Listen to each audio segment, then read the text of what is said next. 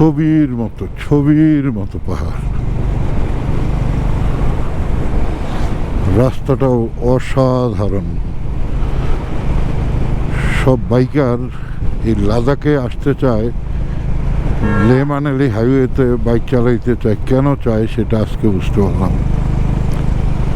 মুগ্ধ হওয়ার মতো পরিবেশ, মুগ্ধ হওয়ার মতো পাহাড়। এই সিনারিও নো হোয়ার পসিবল না।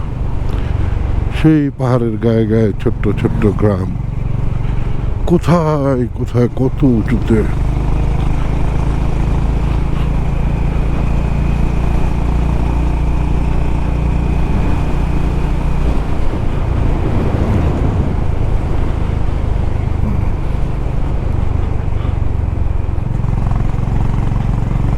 ডান দিকের পাহাড়টার চেহারা একরকম, বাম দিকের পাহাড়ের চেহারা সোজা, যেটা বরফে ঢাকা, সম্পূর্ণ অন্যরকম। ওইটা পাথরের,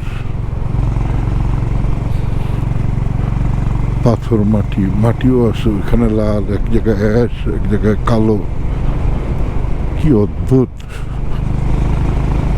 অদ্ভুত। এখানে এই যে তাঁবুগুলো, এগুলো হলো বাইকাররা এসে ভাড়া নেয়, রাতে থাকে। কারণ লে মানালি হাইওয়ের ডিস্টেন্স মেবি 433 কিলোমিটার। আর এই অসম্ভব শীতে, রুক্ষ আবহাওয়ায় একটানা 450 কিলোমিটার বাইক চালানো আর আমাদের নর্মাল রোডে 1500 কিলোমিটার বাইক চালানো একরকম কষ্টকর।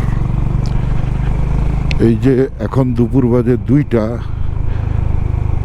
চারিদিকে রোদ, আমি বাইক চালাচ্ছি, তারপরেও আমার গায়ে আছে হলো 5 রকমের কাপড়। তাও এটা হলো শুধু এমন না যে হলো সোয়েটার, 5টা হলো ডিফারেন্ট টাইপের।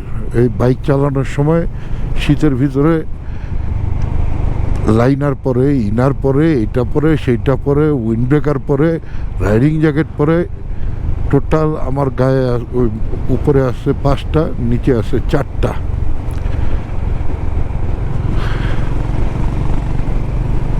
পায়ে যে জুতোটা, এই জুতোটাও হলো ওয়াটারপ্রুফ।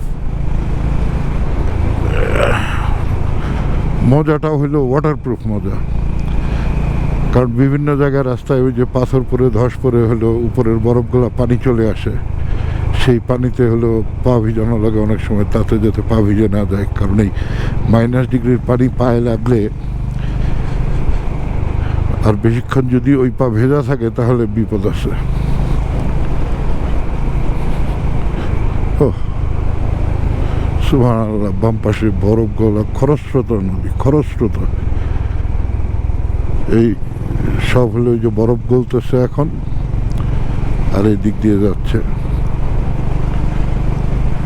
এই পানি হয়তো কোনোটা ঘুরে ফিরে বাংলাদেশে যাবে, জানি না। কারণ সমুদ্রে তো আমাদের দেশে যে নদীর পানিটা আসে সেটাও তো আসে সমুদ্র থেকে। কি অদ্ভুত পাহাড়ের গঠন। এদিকে সব খালি পাথর ভেঙে ভেঙে পড়তেছে।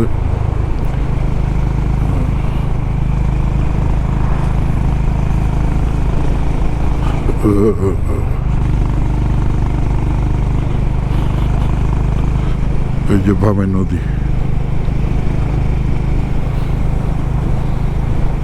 পাহাড়ের ডিজাইনটা কেমন, মনে হয়েছে সিরামিক ইট দিয়ে ডিজাইন করে, মানে রং তুলি দিয়ে বানাইছে।